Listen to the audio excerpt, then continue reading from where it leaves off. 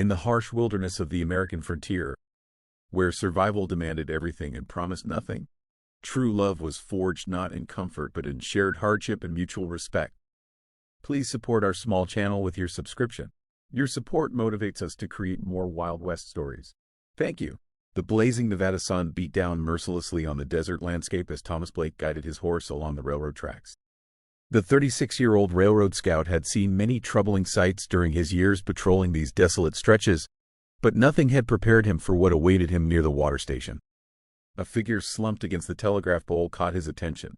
As he drew closer, his weathered face hardened with disgust and fury.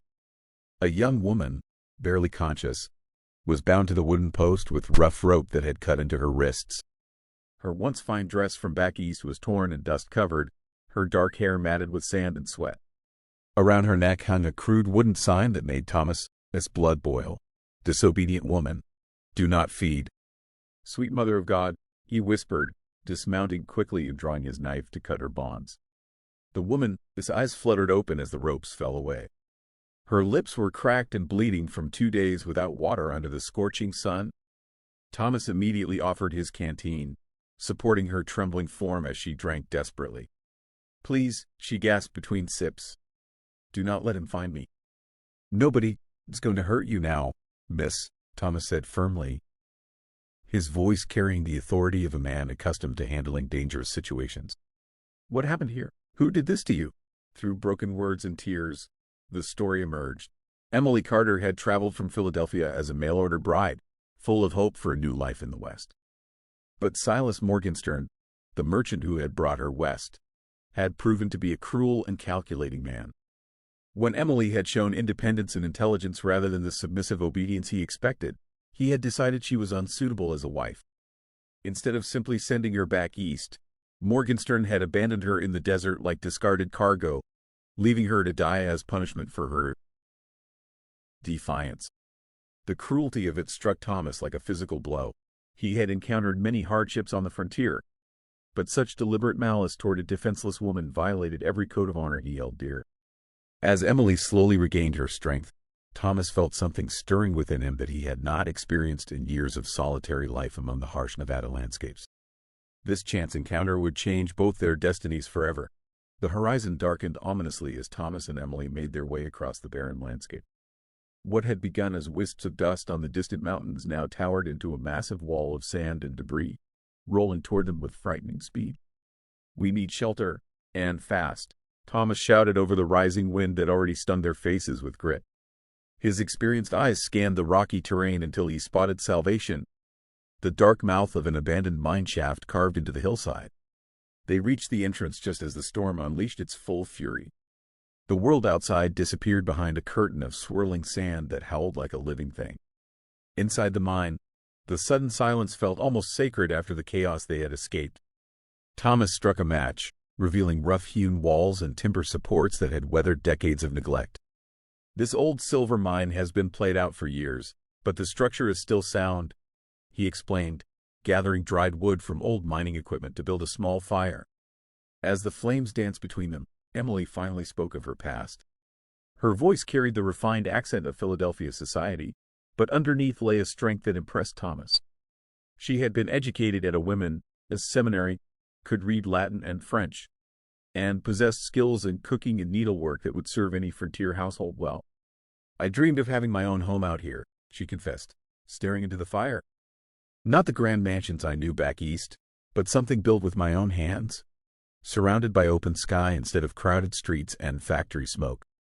Thomas found himself sharing stories he had never told another soul, about the loneliness of his work, the beauty he found in the harsh desert landscapes, and his own dreams of settling down on a piece of land he could call his own. The storm raged outside for hours, but within their temporary refuge, something precious was taking root. When Emily demonstrated her practical knowledge by preparing a simple but nourishing meal from their meager supplies, Thomas realized this woman possessed exactly the kind of strength and capability that frontier life demanded. As dawn approached and the winds finally subsided, Thomas faced a troubling realization. He did not want to say goodbye to Emily Carter.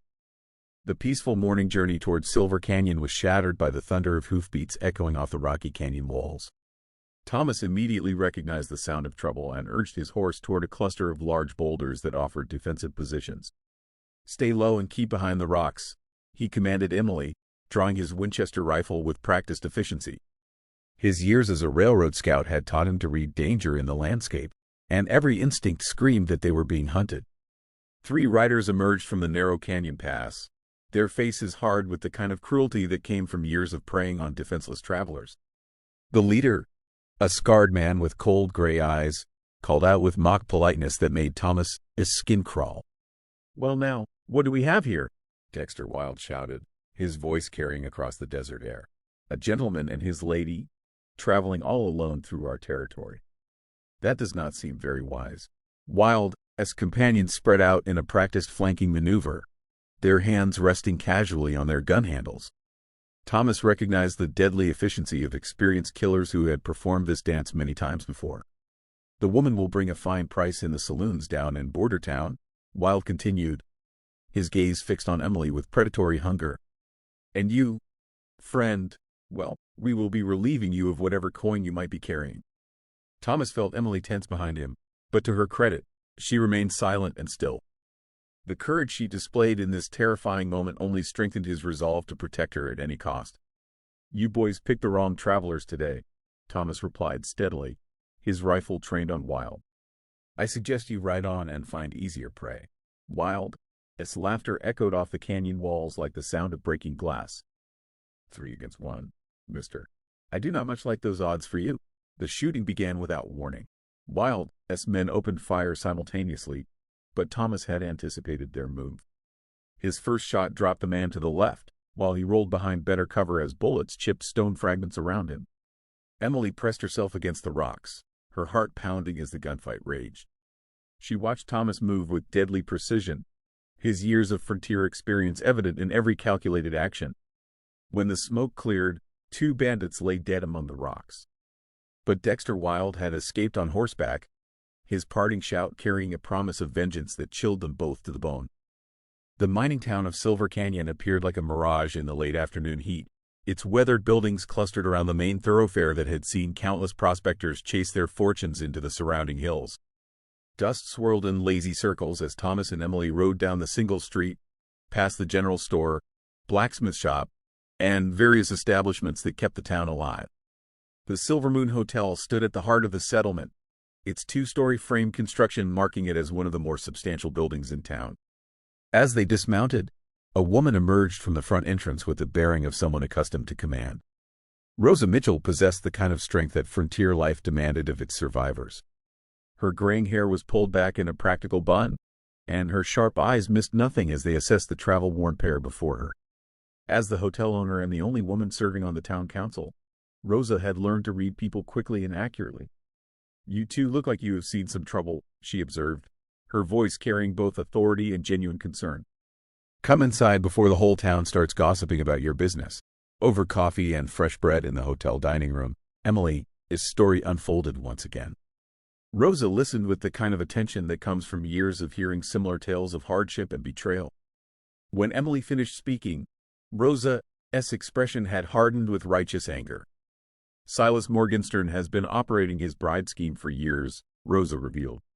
"We have heard whispers about women disappearing or being abandoned when they proved inconvenient. You are fortunate to be alive, child." Before Emily could respond, the hotel door burst open with violent force. Dexter Wilde stood framed in the doorway, flanked by 2 new accomplices whose hard faces promised trouble. His gray eyes swept the room until they fixed on Emily with predatory satisfaction. Well, Wilde drawled, his hand resting on his gun handle. "Looks like our little dove found herself a nice, comfortable nest. Time to come with us, lady. We have business to discuss." The tension in the room became palpable as other patrons slowly backed away from the confrontation. Thomas rose from his chair with deliberate calm, but before he could speak, another voice cut through the silence. "I think you gentlemen are in the wrong establishment."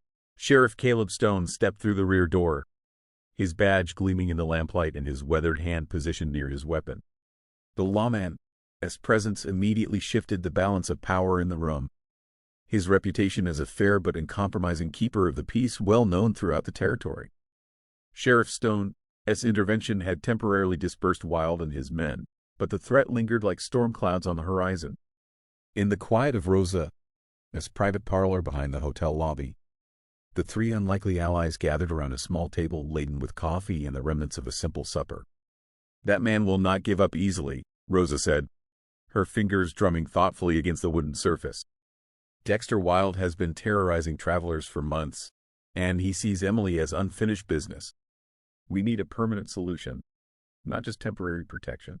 Thomas shifted uncomfortably in his chair, his weathered hands clasped before him. The events of recent days had awakened feelings he had long suppressed during his years of solitary work along the railroad lines. Emily represented everything he had convinced himself he could never have: companionship, stability, and the possibility of building something meaningful together. "There is a way," Rosa continued, her sharp eyes moving between Thomas and Emily. "The Homestead Act provides land grants to married couples willing to settle and work the territory. Thomas, you have always spoken of wanting your own ranch. Emily, you need legal protection and a respectable position in society." The proposal hung in the air like incense in a chapel. Emily felt her heart racing as she considered the implications. This was not the romantic courtship she had once imagined, but the frontier demanded practical solutions to desperate problems. "It would be a business arrangement," Thomas said carefully, his eyes meeting Emily's across the table. "We both understand that respect and mutual support are more valuable than passionate declarations. Many successful marriages on the frontier have begun with far less foundation than we already share." Emily studied the man who had risked his life to save her. In his quiet strength and unwavering integrity, she saw the possibility of genuine partnership. Their conversations during the sandstorm had revealed compatible minds and similar dreams of building something lasting in this harsh but beautiful land. "I have seen enough of the world to know that kindness and honor are rarer qualities than romantic love," Emily replied, her voice steady despite the magnitude of the decision. "If you are willing to take such a risk, Thomas Blake, then I accept your proposal." Rosa smiled with satisfaction as she witnessed the birth of what might become something far more precious than either of them dared to hope. In the dangerous world of the frontier, they had found each other, and that was no small miracle. The small chapel at the edge of Silver Canyon had witnessed many ceremonies over the years, but few as meaningful as the one taking place on this crisp autumn morning. Reverend Matthews, a circuit preacher who happened to be passing through town, performed the simple ceremony that would legally bind Thomas and Emily as husband and wife. Emily wore a borrowed blue dress that Rosa had carefully altered to fit her slender frame. Thomas stood beside her in his best shirt and jacket, both of them understanding the gravity of the promises they were making before God and the assembled townspeople who had gathered to witness their union. "Do you, Thomas Blake, take Emily Carter to be your lawfully wedded wife, to have and to hold, for better or worse, in sickness and in health, for as long as you both shall live?" "I do," Thomas replied, his voice carrying the weight of genuine commitment. When Emily spoke her own vows, her clear voice rang through the chapel with quiet determination. Whatever the future held, they would face it together as partners united by law and mutual respect. The modest celebration afterward took place in the hotel dining room, where the townspeople had gathered to toast the new couple with Rosa's finest whiskey. The atmosphere was warm and hopeful, a rare moment of joy in the harsh realities of frontier life. But the festivities were shattered when someone burst through the door shouting about fire. Black smoke was already visible rising from the direction of the grain warehouse at the edge of town. As the men rushed to form a bucket brigade, Thomas caught a glimpse of familiar figures disappearing into the shadows behind the burning building. "It is a distraction," he realized with sudden clarity. "Wild is using the fire to draw us away from Emily." His instincts proved correct. Even as the townspeople battled the flames, Dexter Wild and his remaining accomplices attempted to break into the hotel through the rear entrance. But Thomas had anticipated this move, positioning himself and Sheriff Stone to intercept the intruders. The confrontation was brief but deadly. When the smoke cleared both literally and figuratively, Wild's gang had been permanently eliminated. However, their moment of triumph was overshadowed by the arrival of an elegant carriage bearing an unexpected passenger. Horace Vanderbilt stepped down from his expensive conveyance with the bearing of a man accustomed to having his demands met without question. His expensive Eastern clothing and air of entitlement marked him as completely out of place in the rough frontier town. Yet his presence radiated a different kind of danger than any outlaw. Horace Vanderbilt surveyed the modest hotel dining room with barely concealed disdain, his manicured hands adjusting his silk vest as though the very air of the frontier town might contaminate his expensive clothing.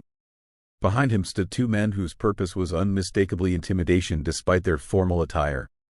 "Miss Emily Carter," he announced in a voice that carried the authority of wealth and privilege. "I have traveled considerable distance to retrieve what rightfully belongs to me." Emily felt Thomas tense beside her, but she stepped forward with remarkable composure. "I am afraid you are mistaken, sir. My name is now Emily Blake, and I belong to no one but myself."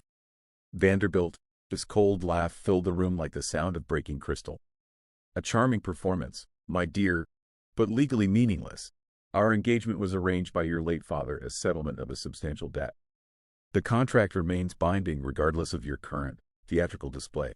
He produced an ornate leather portfolio from his coat, spreading documents across the nearest table with the flourish of a man accustomed to using paperwork as a weapon. "I have invested considerable time and money in this arrangement. Your little adventure in playing frontier wife has been amusing, but it ends now." "The lady has made her choice clear," Thomas said, his voice carrying the quiet danger of a man pushed beyond his limits.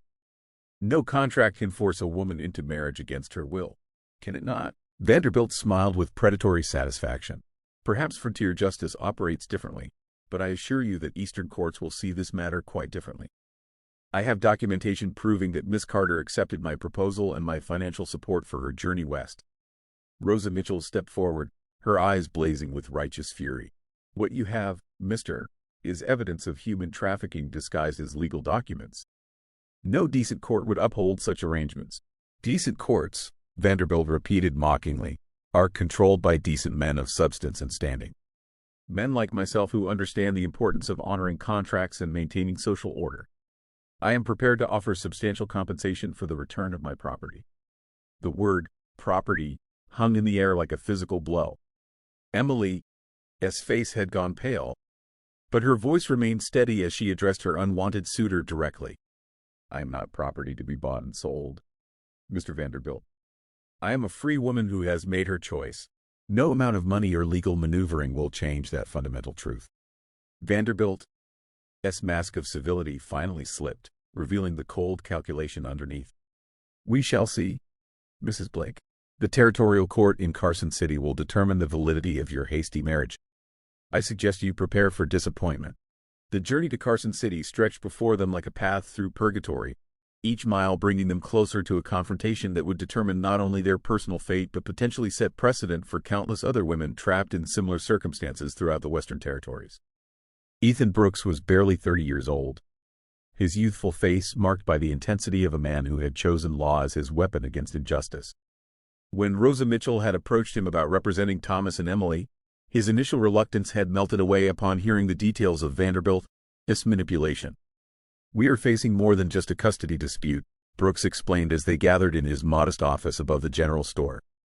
"Vanderbilt has retained Reginald Thornton, one of the most ruthless corporate attorneys in the country. This man has built his reputation on crushing opposition through legal technicalities and procedural warfare." Emily sat rigidly in her chair, her hands folded in her lap with the kind of composure that came from facing one's worst fears head-on. "What exactly does the law say about arranged marriages and debt transfers?" "That is where things become complicated," Brooks admitted. "Eastern courts have upheld such arrangements when substantial financial considerations are involved. However, territorial law tends to favor individual choice and personal freedom." Thomas found himself studying his wife's profile as she absorbed this information. In the space of just weeks, Emily had transformed from a desperate woman abandoned in the desert to someone who faced powerful enemies with quiet courage. The realization struck him that his feelings had evolved far beyond mere protective instinct. "There is something else we must consider," Brooks continued. "Vanderbilt, this wealth gives him access to resources we cannot match. He can afford to drag this case through multiple appeals, while we have limited funds for an extended legal battle." The weight of their disadvantage settled over the room like a suffocating blanket. Rosa leaned forward, her weathered hands clenched into fists. "Money should not determine justice, but too often it does exactly that." Emily stood suddenly, her movement decisive and purposeful. "Then we must ensure that truth speaks louder than wealth. If this case becomes a symbol of the choice between old-world oppression and frontier freedom, Then we must be worthy of that symbolism. Her words hung in the air with the weight of prophecy. They were no longer simply fighting for their own happiness, but for the principle that human dignity could not be purchased or contracted away. The territorial courthouse in Carson City had never witnessed such a spectacle. Reporters from newspapers across the West filled the gallery, their pencils poised to capture every detail of what the Sacramento Tribune had dubbed the Great Marriage War. The case had transcended personal dispute to become a symbol of the clash between Eastern traditions and Western freedoms. Judge McClellan, a stern man whose gray beard spoke of decades on the frontier bench, called the proceedings to order with a sharp rap of his gavel. The contrast between the opposing legal teams was immediately apparent. Vanderbilt's attorneys occupied an entire table laden with leather-bound law books and meticulously organized documents, while Ethan Brooks sat alone with a single worn briefcase. Reginald Thornton rose for his opening statement with the confidence of a predator approaching wounded prey. His voice carried the polished authority of Harvard Law School and decades of corporate victories. "Gentlemen of the jury, we are here to defend the sanctity of legal contracts and the foundations of civilized society," he began, his words measured and deliberate. "The defendant knowingly entered into a binding agreement with my client, accepted his financial support, and then violated that sacred trust through deception and fraud." Thornton's presentation was masterful in its calculated appeal to traditional values. He painted Emily as a conniving woman who had manipulated honest men for personal gain, transforming her desperate escape from abuse into evidence of criminal intent. When Brooks rose to respond, the young attorney seemed dwarfed by the magnitude of his task. But his voice carried a passion that filled the courtroom with electric energy. "This case is not about contracts or commerce," he declared, his eyes sweeping across the jury. "It is about whether a human being can be bought and sold like cattle, whether a woman has the right to choose her own destiny, or whether she remains forever the property of whoever holds the most impressive documentation." The testimony that followed revealed the dark truth behind Vanderbilt's respectable facade. Witness after witness described his pattern of cruelty toward women, his use of financial manipulation to control those dependent on him, and his complete disregard for any wishes that conflicted with his own desires. But it was Emily's own testimony that became the defining moment of the trial. Standing before the packed courtroom, she spoke with quiet dignity about the choice between forced servitude and freely chosen partnership. "I stand before you not as property to be claimed, but as a woman who has found love and respect in the arms of a good man. No contract can supersede the fundamental right to choose one's own path in life." The courthouse fell into absolute silence as Judge McClellan prepared to deliver his verdict. The weight of history pressed down upon the packed gallery, where reporters sat with pens suspended over paper and spectators held their collective breath. This decision would ripple across the territories, influencing the fate of countless women trapped in similar circumstances. "This court has heard compelling arguments from both sides," the judge began, his weathered face revealing nothing of his internal deliberations. "The question before us is not merely legal but profoundly moral.